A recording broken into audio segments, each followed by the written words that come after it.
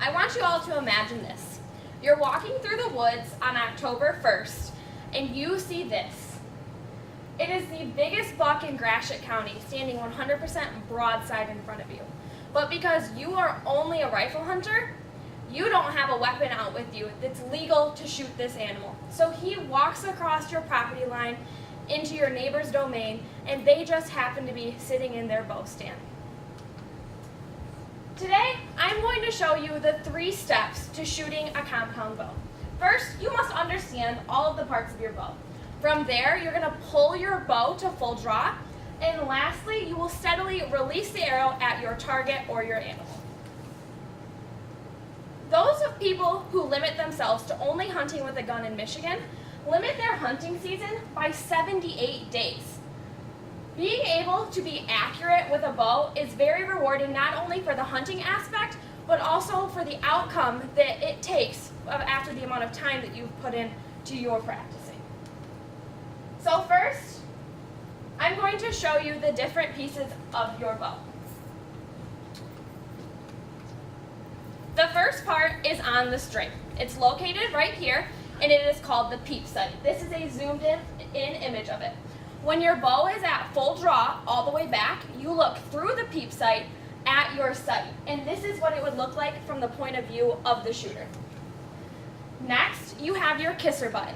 Mine is right here. It is kind of clear and flat. This kisser button is what's called an anchor point, so that when you pull your bow back, you are pulling it back to the exact same draw every time to ensure that you are accurate.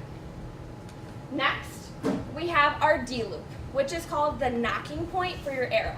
Your arrow knocks to the string right here, and it is also where your release clips on so that you can pull your bow back to shoot it.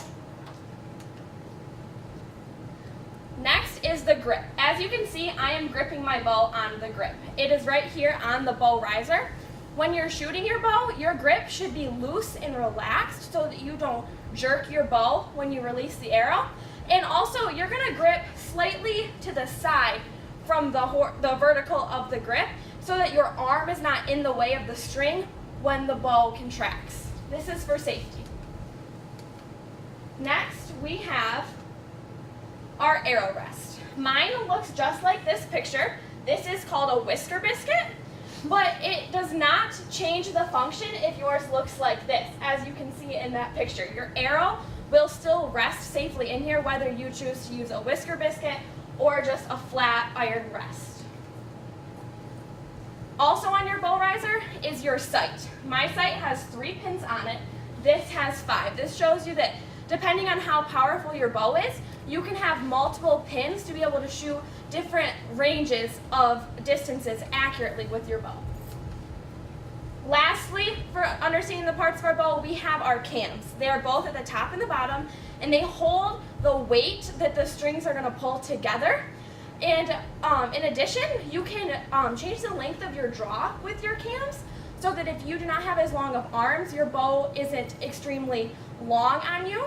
And it's going to hold the weight of the strings while you're at full draw, so that if your bow, mine pulls 55 pounds, when I'm at full draw, I'm not holding 55 pounds, I'm only holding about 20 so that I can be more steady to release the arrow. So now that you know the parts of your bow, I'm going to show you how to pull it to full draw. For the safety of this classroom setting, I'm not going to pull it to full draw because I do not have an arrow or a target to release it at. If a bow is released without an arrow, it's called dry firing, and it's very dangerous to those around you. So the first step is that you clip your release, like so, and then you're going to raise your bow to the height that you're going to pull back, and you are going to pull straight back. You want to avoid lifting high and pulling downwards. You want to pull in a completely horizontal motion. Next, you're going to put your string into your anchor point. So we talked about the kisser button being an anchor point. So I hook that into the corner of my lip, and my other anchor point is I rest my nose on my string. With those 2 anchor points, I know that every time I pull my bow back, I am pulling it to the exact same pull. The third and final step, which is the most important, is steadily releasing your bow. You're going to exhale your breath while you squeeze the trigger. It is 1 full motion. so that then your breathing doesn't change the steadiness of your sight on the target.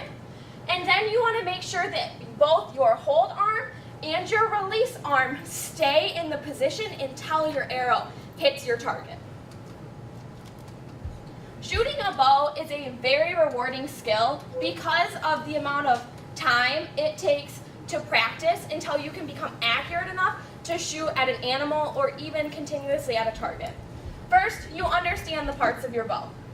Then, you clip your release and pull it to full draw. And once you are at full draw, you can steadily release your arrow. So do you remember this buck we saw on October 1st? Now that you know the 3 steps to shooting a bow, you can steadily release your arrow and tag your trophy.